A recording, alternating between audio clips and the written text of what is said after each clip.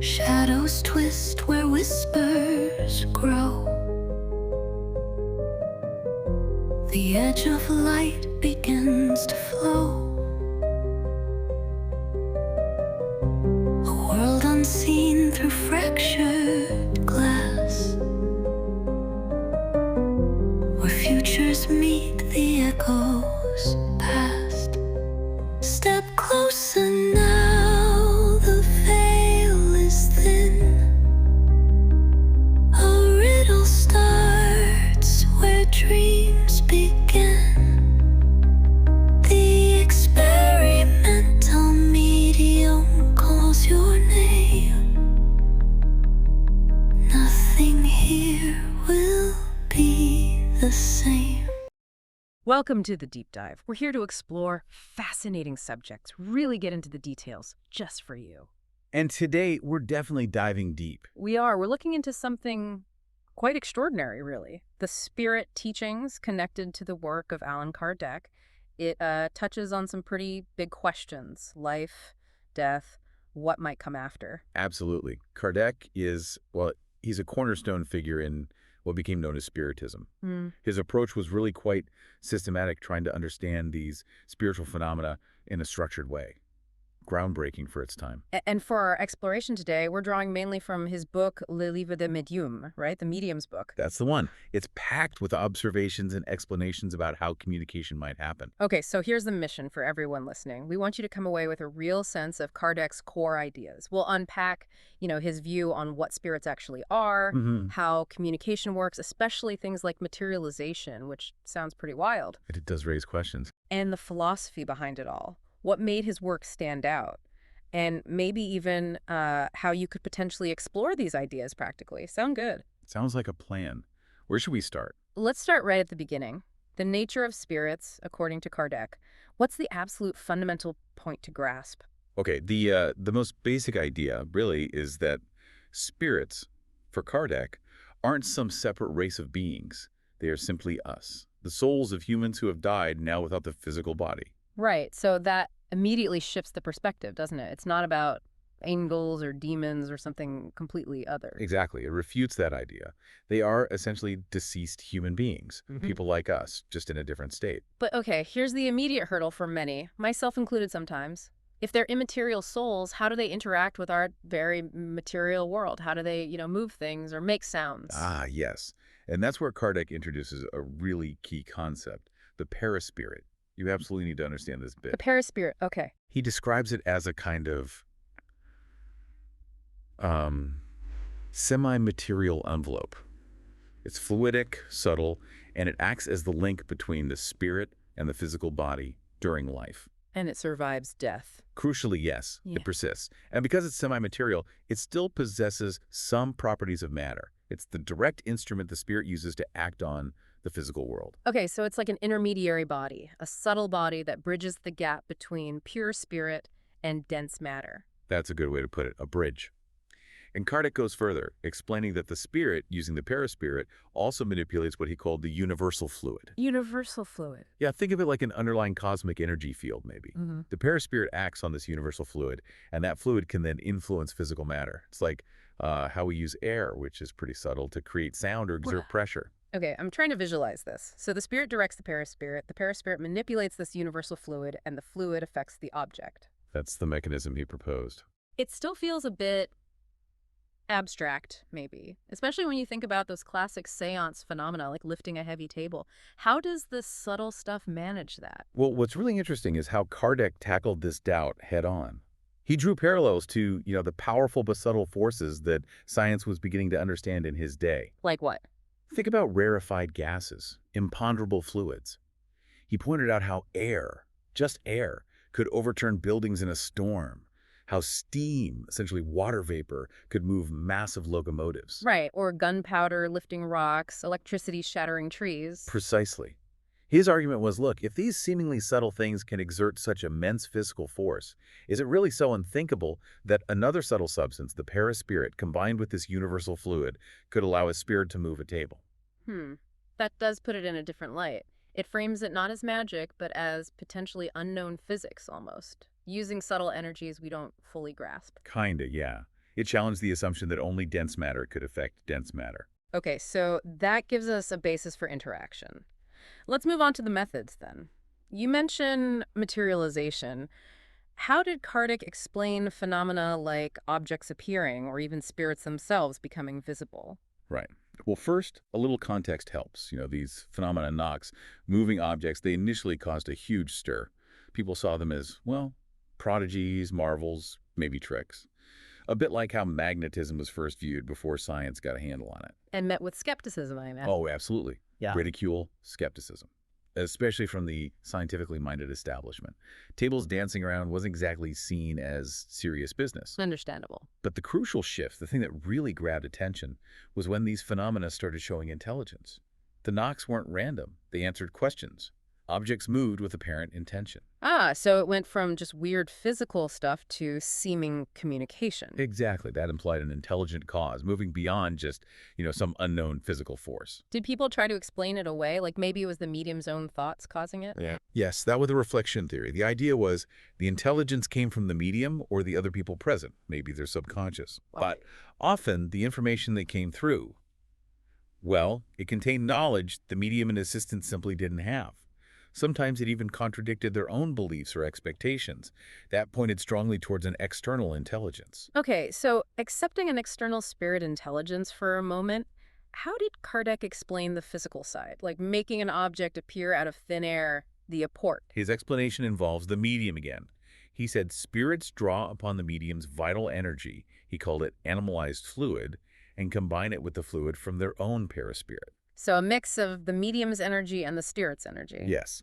This combined fluidic energy could then be used to produce physical effects, including transporting objects. He even noted that the amount of this combined fluid needed was proportional to the mass of the object. Interesting. So bringing a flower would be easier than, say, a heavy book? That's the idea. Not because the spirit itself struggles with weight. Kardec thought weight wasn't really a barrier for them, but because of the availability of the right kind and amount of this combined fluid, dependent on the medium and perhaps the spirit's own state. So lighter objects or things like flowers, which might require less dense combinations, could be easier. That makes a certain kind of internal logic. What about things happening spontaneously? Like noises or objects being thrown when no one's even trying to communicate? Kardec found those very significant. Because they happened without conscious will, sometimes to people totally unfamiliar with Spiritism, it helped rule out suggestion or imagination or deliberate trickery. He saw these natural phenomena as strong evidence for independent spirit activity. And visual sightings, apparitions. He explained those as the perispirit itself becoming visible, sometimes even tangible. The spirit's subtle body momentarily perceptible to our senses. Exactly. He drew an analogy to the idea of the perispirit of a living person becoming visible at a distance during sleep, what's sometimes called bilocation. There are accounts, personal testimonies, of people seeing and sometimes even feeling apparitions. He also mentioned bicorporeity and transfiguration. Are those related? They are variations, yes, but involving the living. Bicorporeity is like that bilocation idea, the spirit or perispirit of a living person appearing somewhere else. Transfiguration is when a living person's appearance seems to temporarily change, allegedly influenced by a spirit to resemble someone else. Both, again, linked back to the properties and potential of the perispirit. It really does seem like this perispirit concept is central to almost everything. It absolutely is. The key mechanism, according to Kardec. Okay, let's shift to other forms of communication. Writing and voices. He talks about pneumatography and psychography. What's the difference? Okay, so pneumatography is direct spirit writing. That means writing appearing seemingly on its own without a human hand holding the pen or pencil, on paper, on a slate. Wow, and psychography. That's writing through a medium. It can be indirect, using tools like a planchette, that little heart-shaped board on wheels with a pencil, or maybe a basket rigged with a pencil. Like Ouija board style almost. Similar principle, yes, though often simpler setups. Or it could be direct, manual psychography, where the medium's own hand is guided to write. The medium holds the pen but feels compelled or guided. Precisely. Kardec actually considered this manual writing the most complete and desirable form. It's because it allows for much longer, more detailed, regular communication. You can really get a sense of the spirit's personality, their level of understanding, their moral development. But he also warned about it, didn't he? Mention violent movements. Yes, he noted that sometimes the planchette or the medium's hand could move erratically, even violently. He attributed this to the influence of less evolved, what he called imperfect spirits. Maybe spirits who are mischievous, ignorant, or still very agitated. Sounds potentially risky. What about sharing voices? Pneumatophony. That refers to spirit voices. They could be internal, heard inside your head, but distinct from your own thoughts or external, sounding like someone speaking nearby. Can mediums just ask spirits to speak out loud? Kardec noted that external spirit voices were often spontaneous and quite hard to provoke deliberately. But across all these methods, physical effects, writing, voices, his main point was always, look for the intelligence. Genuinely intelligent, coherent effects are the real sign of spirit intervention, not just the weirdness of the phenomenon itself. The quality of the message matters more than how it arrives. Absolutely. Which leads us nicely into the philosophical side. Beyond just how spirits communicate, what did they communicate? And what made Kardec's whole approach so unique? Yeah, what elevated it beyond just, spooky phenomena? I think the key thing was his attempt to apply reason and a kind of scientific method. He tried to move it away from superstition or blind faith.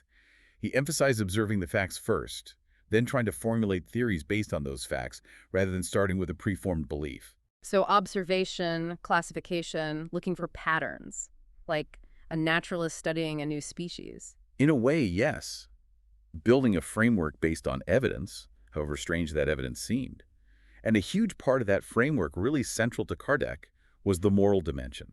How so? He saw the ultimate purpose of spirit communication not just as proving survival after death, but as contributing to the moral improvement of humanity.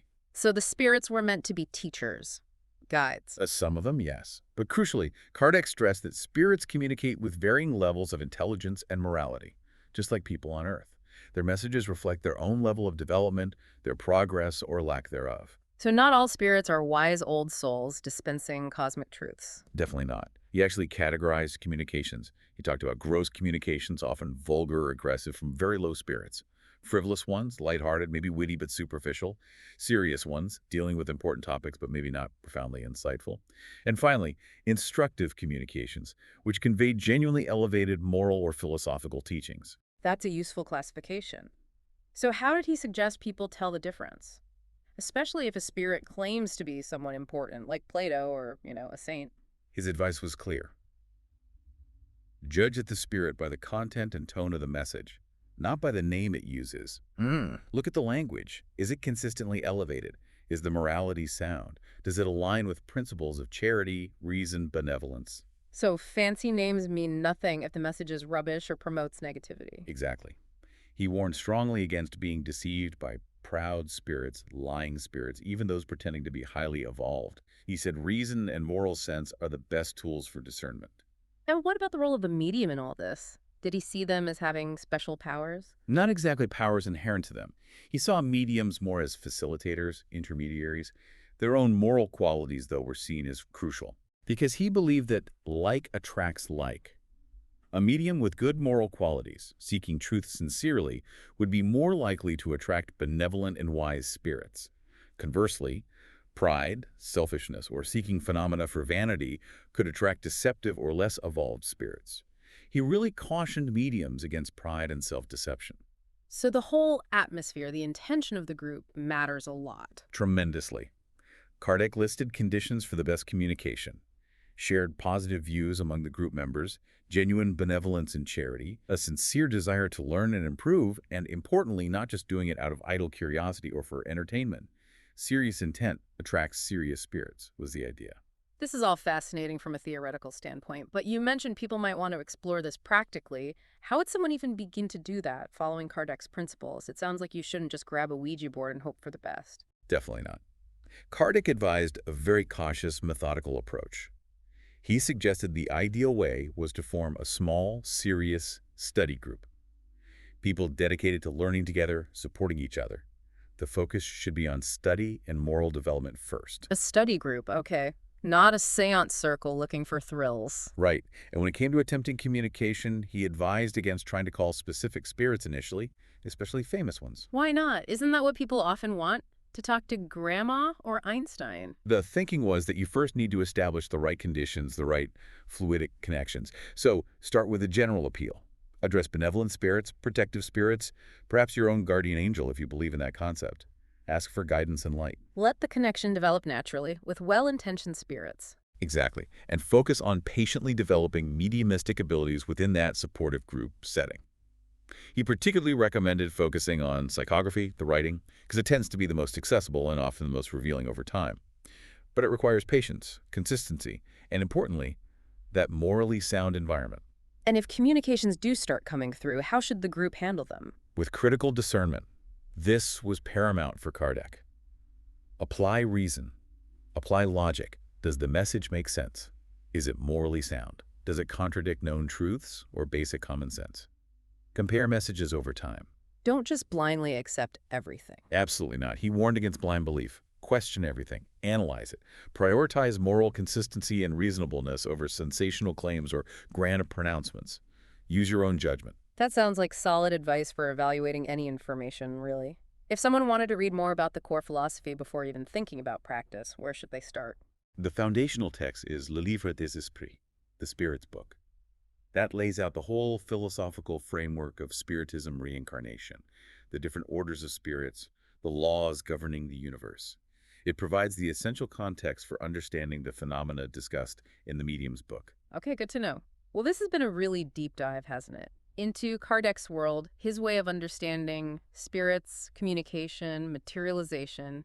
It's clear his work was, well, pretty extraordinary in how it tried to bridge the spiritual and the rational. It really was a systematic attempt to grapple with phenomena that challenge our everyday understanding of reality.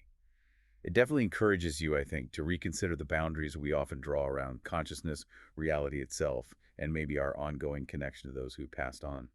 It certainly leaves you with a lot to think about, that final provocative thought, perhaps. If we were to accept even some of Kardec's framework about spirit communication, how might that really shift our fundamental perception of what it means to be conscious? Of life, death, and maybe a continuity we don't usually consider. That's the big question, isn't it? It opens up profound possibilities. For listeners who are intrigued, seriously, digging into Kardec's original works is the best next step. Or perhaps finding others interested in Spiritist philosophy for respectful, thoughtful discussion. It's a rich field for exploration. Indeed. Thank you for guiding us through that. And thanks to all of you for joining us on the deep dive. Until next time, keep questioning, keep exploring, and keep your minds open.